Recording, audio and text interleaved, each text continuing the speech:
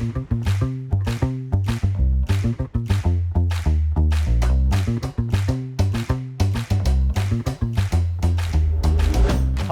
predstavljaš, da zgradiš nekaj takega? Nekaj, kar bo tukaj še desetletja. Nekaj, na kar bodo pogledali tvoji vnuki in rekli, glej, to pa je zgradil moj dedi. Ali pa babi. Mislim, da vem, kam moram iti, da me to naučijo.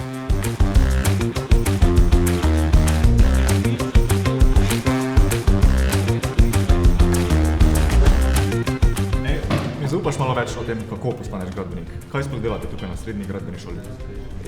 Zdaj smo trenutno pri mojem najljubšem predmetu, to je gradbena mehanika. Po njem v bistvu računamo sile in v bistvu sploh ugotavljamo, kaj sile so. Se pravi, mi računamo upogibne momente, osne in prečne sile, ki so pa zelo pomembne za stabilnost samega objekta. Okej, cool. Pa ostali? Ima kdo kak najljubši predmet?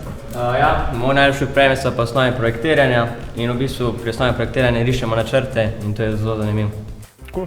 Še kdo? V bistvu imam jaz tudi najljubši predmet, to je stavbarstvo, tam pa povzemamo posamezne gradbene elemente in je pač me itak, zato sem pač v glavnem prišel na to šolo, ker me gradbeništvo zelo zanima. Pa vi, gospod profesor, zakaj ste se odločili za srednjo gradbeno šolo? Kaj vam pomeni gradbeništvo? Gradbeništvo nam zagotavlja neke najbolj osnovne potrebe za človeštvo, kot je gradnja življenjskega prostora, infrastrukture. Okej, bi mi lahko še kdo kaj povedal malo več o teh maketah? Bi mi dal kdo house tour? No dobro, tole je pa maketa, ki jo naredimo za 4. predmet na maturi in na maketi pokažemo, kaj vse smo se naučili v 4 letnikih in zelo zanimivo to delati vse. Lušno. Kakšna znanja in veščine dijaki pridobijo na tej šoli in katera vrata se jim s tem odprejo? V sklopu 3-letnega poklicnega izobraževanja dijaki pridobijo veščine in znanja za poklice, kot so zidar, tesar, polagalec, keramike, upravljalec težke gradbene mehanizacije, kamnosek. V sklopu 4-letnega gradbenega izobraževanja pa dobijo znanje in izkušnje, da že delajo v nekih birojih, gradbiščih, na gradbiščih. Večina od njih pa kasneje nadaljuje pot na fakultetah.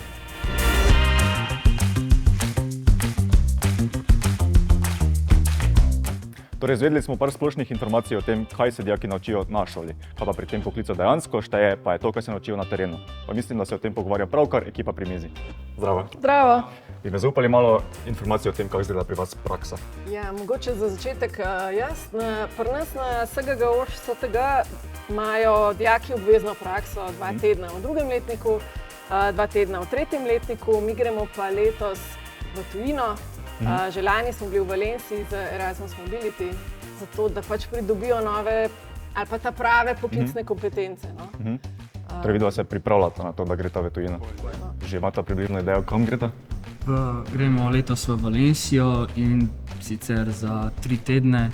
Kaj pa pričakuješ, da boš od tega prinesel domov? V bistvu izkušnje iz terena, ker v bistvu v šoli ti ne moreš, v šoli se učimo na teorijo, tako da v bistvu na terenu pa se v bistvu vidi, kaj ti znaš in kaj ne znaš. Torej, bližate se koncu srednje šole, pomeni, da že obvladate teorijo pa prakso. Kje se vidite po srednji šoli? Jaz osebno mislim, da bom šel naprej na faks in sicer arhitektura, zaradi tega, ker osebno mislim, da se je danes kriterij za zaposlovanje precej dvignil, tako da mislim, da bom šel na faks. Jaz tudi mislim, jaz bom nadaljeval gradbeništvo, ne bom šel na faks. V bistvu pomeni, da bolj za inženirje, v taki smeri, ker kot je Kristjan rekel, v bistvu kriterij za zaposlitev se je dosti dvignil, tako da v bistvu šola je postala dosti pomembna danes.